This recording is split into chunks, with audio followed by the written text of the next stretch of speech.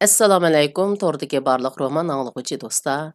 Biz Misr yozuvchisi Ehson Abduquddus yozgan Yigit degan shundoq bo'lsa degan romanni o'qishni davomlashtiryapmiz. Oldingi qismda Abdulhamdining kayniga saqchilarning tushganligidan Abdulhamdining qattiq beoram bo'lgan yerlarini o'qib o'tgan edik. Endi davomini o'qiymiz. Malay kirdi. Abdulhamdi yolg'iz turayotgandan tartib bu malay uning bilan billa edi.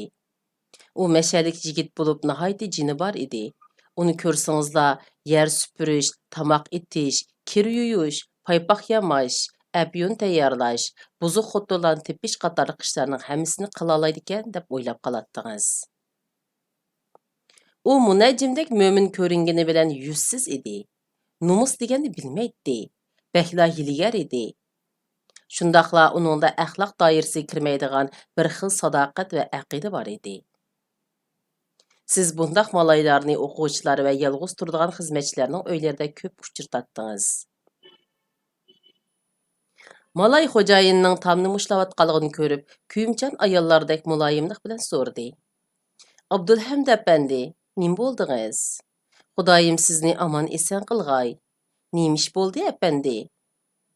Manga neri, ko'zimda yo'qol. Abdulhamdi uni vaqirdi. Biroq apandi nimish bu? Zodi nimish bo'ldi? Malay past ovozda so'radi.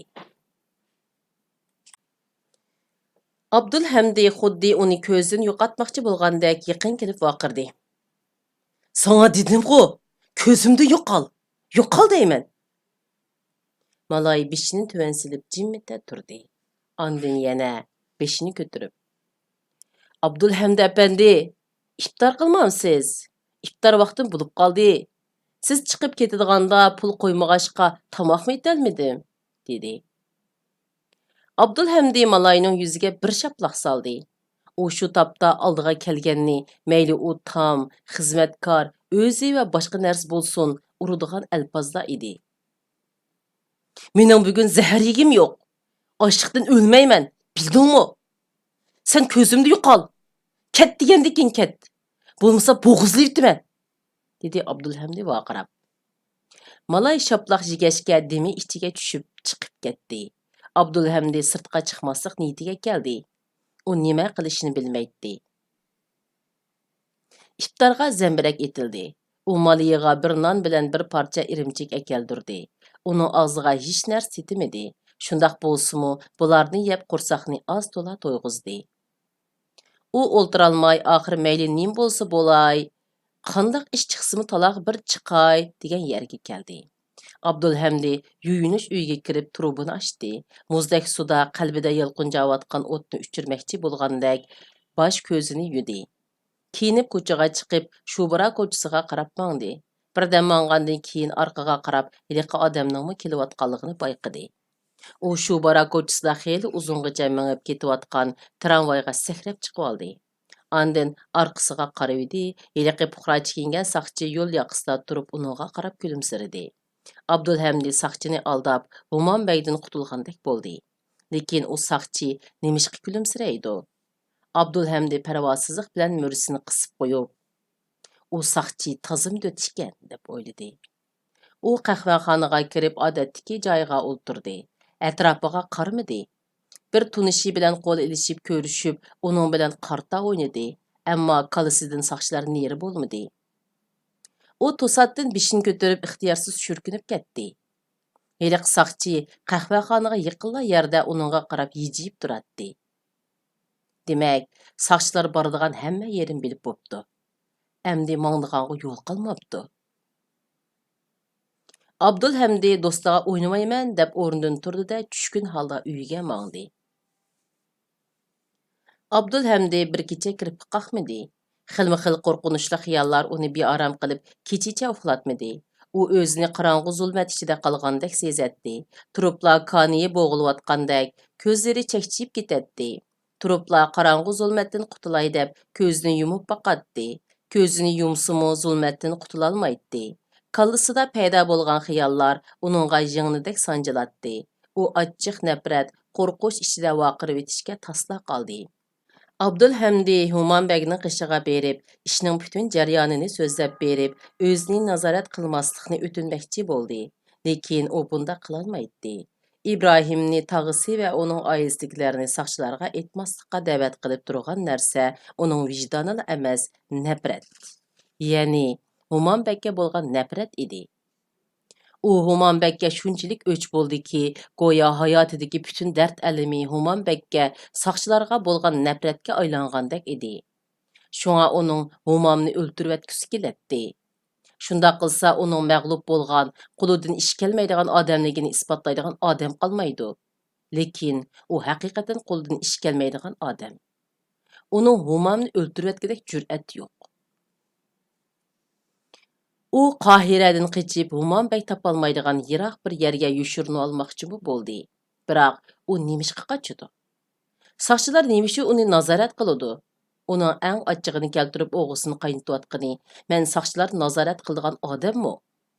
Saqchilar izimga tushishga tegishlik vatanparvar qahramonmi? degan masala edi. Rostini aytganda u qahramonmi, vatanparvarmi emas. Uni vatanparvar qahramonlarga qaraganda saqchilarga yaqin odam degan tuzuk edi. U o'zida qahramonlarga xos tuyg'u yo'qligidan afsuslanadi. Uningda saqchilar nazorat qilsa mayli degudek biror ish yoki e'tiqoddan asarmi yo'q edi. Atdiganda u ko'zlari qizargan, bishi garang holda o'rnidan turdi. Deriza oldiga kelib ansiz ko'zlari bilan pastga qaradi. O'zini nazorat qilib turgan tudugunki odam yo'q edi. Nima ish? U nega ketgandi? Nazorat qilishni to'xtatdimi ya? Uning gunohsizligi isbotlanib, nazorat qilmaydigan bo'lishqanmidi? U xushal bo'lib ketmadi. Xotirjammi bo'lolmadi. U yanala dakka-dukkida edi. Abdulhamdi yuz ko'zini yuyib kiyimini kiydi. Ko'ngli bisramjon bo'lg'achqa salomlashganning o'rnida maliyni tillab qo'ydigan odatini unutib qoldi.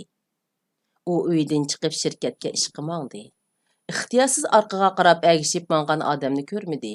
U yana bir oz minib orqasiga qarab, biri agishib kelayotganligini sezdi. Lekin u tunugungi odam emas, boshqa odam edi. Abdulhamdi 3-chi qatim orqasiga qarab, agishib kelayotgan odamning uzun ko'nglak, chapon, beshiga saqchilarning qizil taqisini kiygan odam ekanligini aniq ko'rdi. Abdulhamdi tramvay bekatida to'xtadi. U odam bekatga kelib chettirek turdi. Demak, bireylarning Abdulhamdining iziga tushganligida shak yo'q.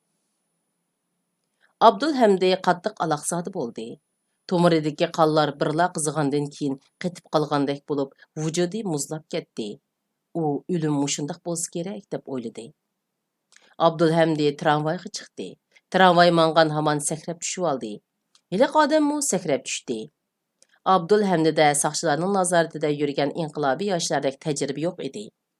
Saqchilarning qechishga uringan odamni o'zida gunoh borligini isbotladi deb gunohi bor deb gumon qilingan odam saqchining iziga tushganligini ko'rmaganga silib, hech ish yo'qdek yursa, gunohsiz deb qaraydiganligini u uqmaydi.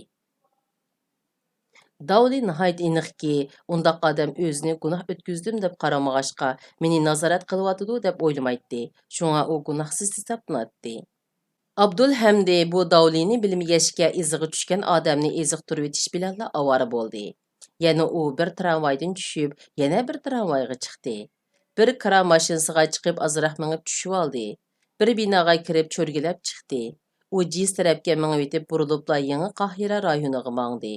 Uningga orqadagi odamni eziqtirib etsa, boshqa odam iziga tushgandek, ko'chadagi hamma odam uning diqqat qilayotgandek, ularning hammasi Humanbegning saqchilaridek bilindi. U ko'chada ilishib qolgan odamdek tinim topmay yugurib yurdi. O't dengizi ichida qolgandek alaqsada bo'lib, har tarafga o'zini urdi. Kech bo'lganda yerib holi qolmadi. Yuz ko'zini to'pichang bosdi, chochlari paxpaydi, kiyimlari purlashdi, galastugi sangilab, ko'ngligining yoqisi tardan kirlashdi. Uning putini midirlatqudek, ko'zini ochqudek madori qolmadi. U hasrab ketdi, demi siqildi. Uyga qaysila Humanbeg saqlab o'ltirdigandek kun bo'yi uyga qaytmadi. Bir parcha bolkidan boshqa hech narsa yemadi. Bolkinimi izimga tushgan saqchiga qarayman deb yalmab yutdi. Abdulhamdining Samiyaning qishida azroq aram olg'usi, beshini Samiyaning yelkasiga qo'yib, toza bir yig'lab olg'usi keldi. Chunki uni tushunadigan, yaxshi ko'radigan birdan bir odam shu edi. Hozir Samiyadan boshqa butun odam uni xato tushunyotidi. Uningda jirginyotidi. U Samiyaning tushunishi va muhabbatidan tasalli topatdi. Ishonchga, azimatlariga xos jasoratga ega bo'ladi.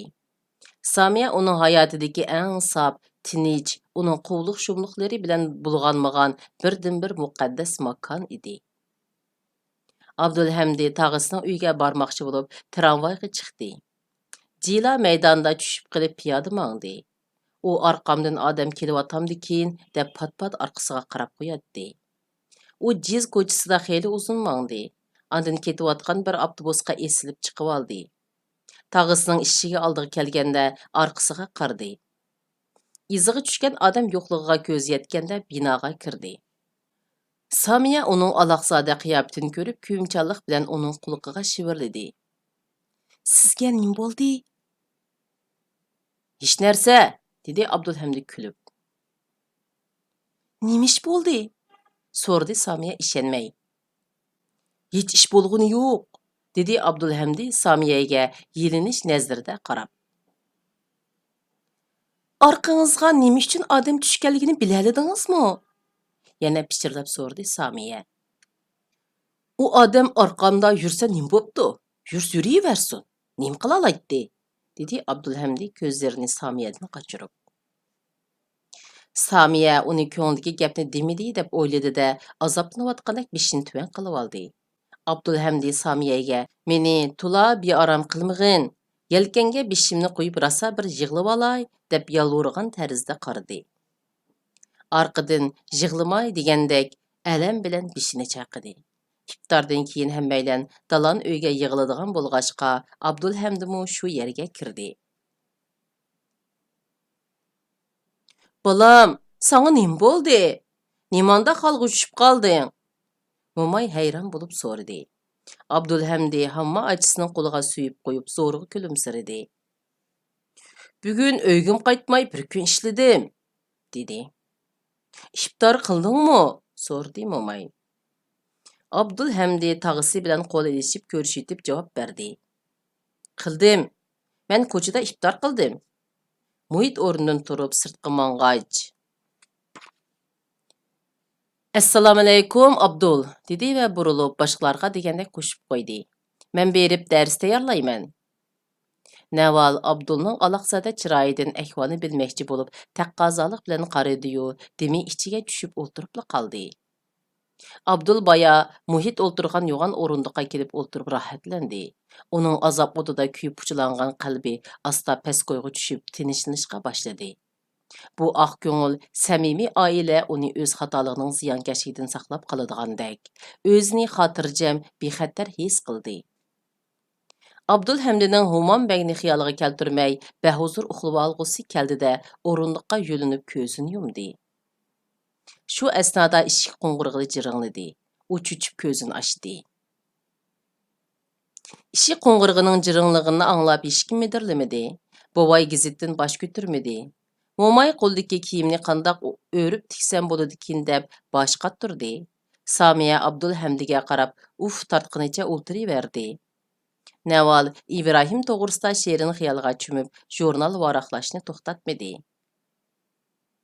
Xizmatkor qiz Saniyaning eshikka manganligi, eshik ochilganligi, bir odamning qo'pol ovozi anglandi. Ammo nima deganligi aniq anglanmadi. Saniya qaytib kirib, udul muhitning hujrasiga qarab mangdi. Mo'may ko'zini oldidagi kiyimdan olmay, Saniyadan to'xtab oldi. "Saniya, kim kepti?" "Bir necha odam muhit xo'jamni izlab kepti." "Bir necha odam?" hayron bo'lib so'radi bovay qo'ldagi gazetni yig'ishtirib. "Men tunmaydi ekanman begim. Ta'tir ustixon 3 odam ishkan. Ularning turqinimi deb berolmayman." Abdulhamid ko'zdan yo'g'on ichib tik o'ltirdi. Mo'may qo'ldagi kiyimni qo'yib beshini ko'tardi. Hammaylar aloqzodalik ichida bir-biriga qarashdi. Ondan hammaning nazari tanglab bovayga og'di. Bovay qo'shimsini turdi. "Bu chaqda kelgan kimdi? Muhitning og'inlari odatda uyga kelmaydi. Saniya ularni tədbir ustuxan adamlar deydi. Muhitning undaq dostları yo'qdi-ku. Saniya Muhitni chaqirmoqchi bo'lib mingividi, bovay to'xtatib elib. Sen oshxonaga kirib ketaver, dedi va Navalga qaradi. Naval, sen chiqib qarab boq, aniq so'rag'in.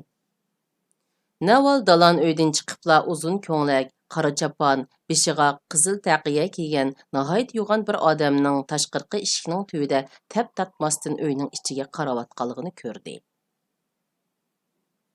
Naval cho'chib ketib, voqirvatkili tasli qoldi. İxtiyorsiz kayniga dojidi. Andın o'zini to'xtatib olib titrigan holda oldiga mangdi.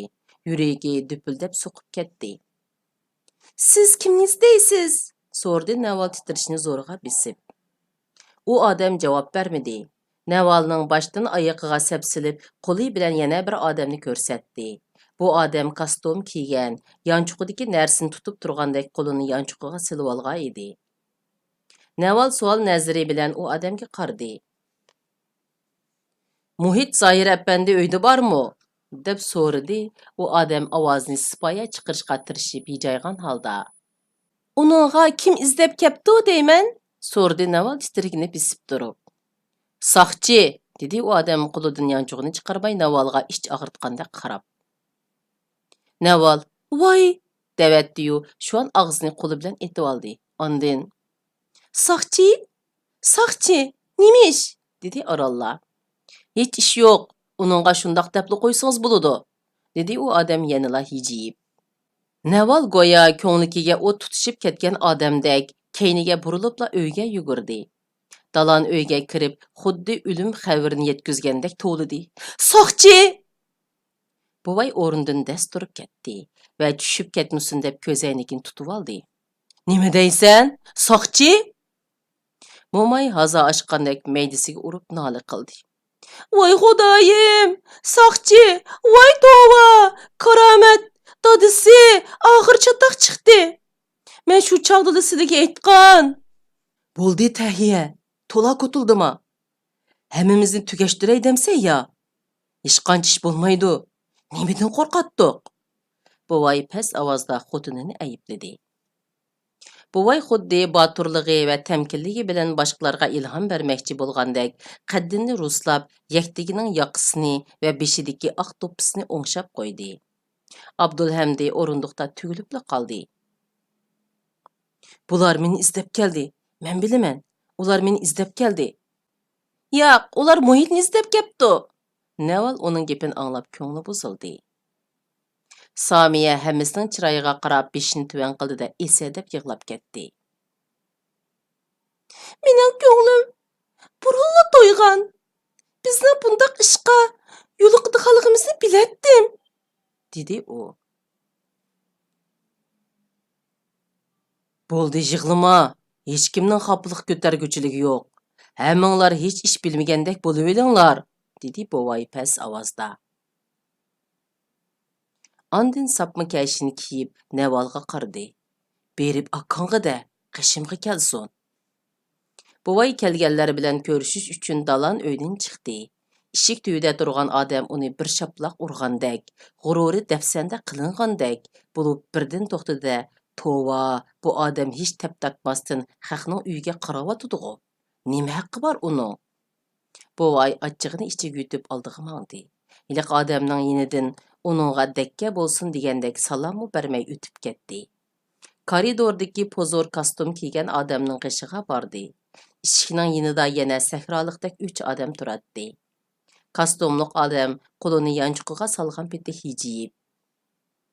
Siz Muhit Zohirning dadisi bo'lamsiz, dedi.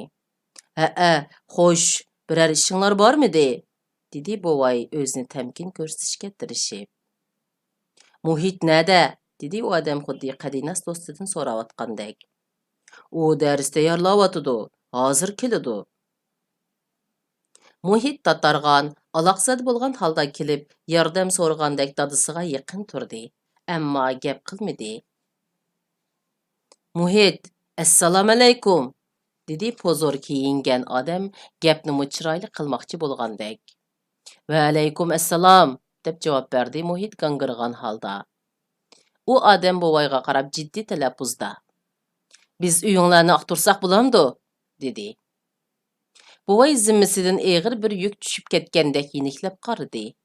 Chunki ularning öydün gumonliq biror odamni topolmaydiganligi buvayning ko'ngliga ayon edi. Marhamat, dedi u. Keyin aldirang'ulik qilganligini sezib so'radi. Nimishqa? Rasmiyatda bu, hukumat ish emasmi? Dedi hiliq odam hijiyib. Buvay oilasini qo'g'dimoqchi bo'lgandek dedi. Siz. U odam takabburlik bilan buvayning so'zini bilib etdi. Men kapitan Mahmud Dabog' bo'laman. Siyosiy boshqarmada ishlayman. Muhit ixtiyorsiz surkunib ketdi. Buvay beshini sanqilatdi. Mahmud Dabog' degan ism sal chog'lig'ili bo'lmaydigan qo'rqinchli ism edi. Har qatimliq vatanparvarlik harakatlarda o'quvchilar va boshqalar uni Mo'monbay bilan tang o'rinda qo'yib, dushman sifatida yo'qtayli deb shuar to'g'laydi. Sizlar aqturishni mehmonxonadan boshlasanglar, men ayollarni xabarlantirib qo'ysam bo'larmi? dedi buvay beshini ko'tarmasdilla. Bo'ladi, dedi Mahmud Dabog' yasalmi sipoyi ahang bilan. Buvay mehmonxona uyning eshigini ochdi.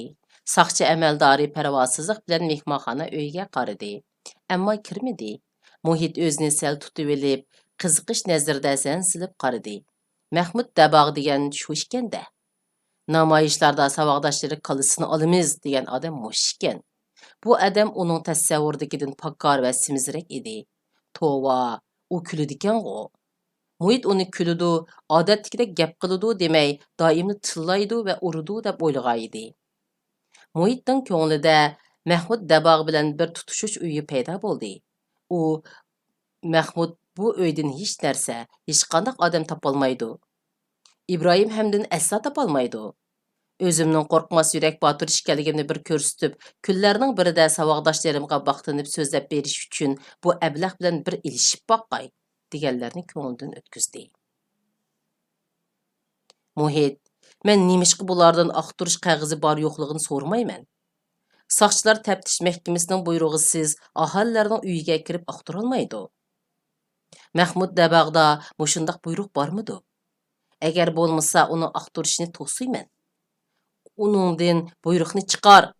Taftish mahkamasining tamg'isi bisilgan buyruqni ko'rsat, deyman deganlarni o'yladi. U beshini ko'tarib, Mahmud Dabog'ning yolg'on hijib tap tatmasdan o'ziga mansitmagan nazarda qarab turganligini ko'rdi. Muhit ko'zoynagini ko'tarib qo'ydi-yu, gap qilmadi. Xuddi u eg'iz ostila kapitan Dabog'ning o'g'iz qaynab qachat soladigan, o'q chiqirib etadigandak eg'iz ocholmadi. Ammo u qo'rqmay so'zisi bo'ladi. U gap qilishga tamshalganda dadisi qaytib kirib saqchi amaldoriga "Qani, marhamat", dedi. Uchaylan uyga mangdi. Muhitmi ularning kaynidan mangdi va gap qiladiganga fursat kutdi. Kapitan Dabog' buvayning hujrasiga kirdi. "Bu sizning hujringizmi?" so'radi u. Buvay qonlari yuziga tepgandek hüpte qizarib ketdi. Bir yot odam uning hujrasiga, xotini bilan yotadigan uyga kirsa ha. Ammo u amalsiz edi. Shundoq. Dabog' uyning hamma bulun pushqoqlariga qaradi. Ondan gap qilmay qaytib chiqdi. Ular oshxona oldidan o'tayotganda Dabog' orqasidagi ikki odamning biriga qo'l shiltibdi. U odam oshxonani aqturishga kirib ketdi. Dabog' udul dalan uyga keldi. Ishik tuyda turibla Mo'may bilan ikki qizga hayosizlarcha tikildi. Ondan Abdulhamdiga qarab qo'yib, "Kechiring", dedi.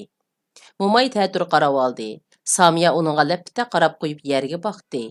Ko'z yishini aran to'xtatib oldi. "Naval bu nimalarni ko'zim ko'rmasin" deganni qilib, balkonning ishigiga yo'linib osmonga qarab oldi. Abdulhamdi o'rnidan turdi. Qo'lini ko'tarib titrigan holda unsiz salomlashdi. Shu topda qattiq aloqzodlik ichida qolgan Abdulhamdi tomdek tatirib mo'rdiga o'xshab qolgan edi. "Yaxshimsiz, Abdulhamdi apandi", dedi kapitan Dabog' masxaralik yijib. Buvay xuddi Abdulhamdining ismini qandoq bildigandu degandek shaqqa burilib saqchi amaldoriga qaradi. Saqchi amaldori buvayga qarabmi qo'ymadi va uning hayron qolganligidan xush bo'lgandek kulib qo'ydi. Ondan yendiki odamga burilib boshqina. "Uningga qarab boq", dedi. U odam uyga kirdi-da Abdulhamdining oldiga kelib qo'lini so'zdi. Nima qilasan? Sizlar nima qilmoqchi? deb so'radi Abdulhamdi cho'chib ketgandan o'zini qochirib. Abdulhamid apandi, o tekshirib qo'ysin. Bu kichik ish-ku, dedi kapitan Dabaq eshik tubida turgan peti. Bu odam uning hamma yerini tekshirib chiqdi. Uydagilar bu ishga taajjub aralash cho'chish bilan qarab turdi. Bu odam Abdulhamdida qurol yo'qligiga ishongandan keyin soqchi amaldorining keyniga berib turdi. Abdulhamdi lasda o'tirib qoldi. Ular qizlarning hujrasi tarafga bordi. Soqchi amaldori eshik tubida to'xtab so'radi. Bu kimning hujrasi? Qizlarningki, dedi buvay beiloj. Ular oldiga mangdi. Muhit keynidan mangdi. U qonun tartibni surishti qilay deb o'ziga madad beradi. Bu aqtirishni to'xtab olaydiganligiga ishonch qilolmasimi, kapitan Dabaqqa o'zining qonundan xabardor ekanligini ko'rsatib qo'yg'isi keladi. Shundaqla aqtirishning bundaq oddiy bo'layotganligidan hayron bo'ladi. Kitaplardagi soqchilarning uy aqtirganligi to'g'risidagi tasvirlardan aqtirganda ishkop, sanduqlarni ochidi. Hamma yerni ko'ridi deb tasavvur qilgan. Muhit aqtirishning Dabaqning yiroqdan qarab qo'yishi bilanla tugaydiganligini o'ylamagan edi. Bu Muhitning hujrasiga deyman, dedi kapitan Dabaq Muhitning hujrasi oldiga kelib. Shundoq, dedi buvay. Yaxshi, biz bu yerda birdam o'tirayli, dedi Dabaq. Dabaq hujraga kirgucha oraliqda oshxona va yuyinish uylarini tekshirgili qolgan odam qaytib kelib, Dabaqqa hech narsa yo'q ekan degandek ishorat qildi. Dabaq hujraga kirdi. Ikki odam uylarni aqtirishga boshladi. U Muhitning ustidan tekshirdi. Dabaq bu uydan bir narsa tepilishdan umid kutmaydi. İbrahim Hamdini izlabmi kelmagan edi. Chunki 2 kunlik kuzatishdan bu uyda yot odam yo'qligi isbotlangan edi. U faqat Abdulhamdining Humanbekka İbrahim Hamdi to'g'risida yolg'on xabar berishga nima sabab bo'lganligini bilib boqmoqchi edi. Bu xabar Humanbekni qattiq gumonga silib qo'ydi. Hatto u yordamchisi Mahmud Dabaqning bu xabarga ishonmaslik haqidagi gaplariga quloq solmadi. Dabaq boshliqning gumonini to'g'ri demisimi, yanala Abdulhamdini nazorat qildi. Abdulhamdi nazoratdan qochishga uringanda, ondan uningga qarata gumon tug'ildi-da, Abdulhamdi yo'q chog'da uning Shubradagi uyini aqtirishdi. Ondan bu uyga keldi. U biror narsaning tepilishiga ishonmasimi, biror qitim aqtirganning ziyini yo'q deb o'yladi. Shundoq qilib bu qitimliq kitob o'qishimiz mush yergacha bo'ldi. Kelar qitim ko'rishaylik, xayr xo'sh, Allohga omonat.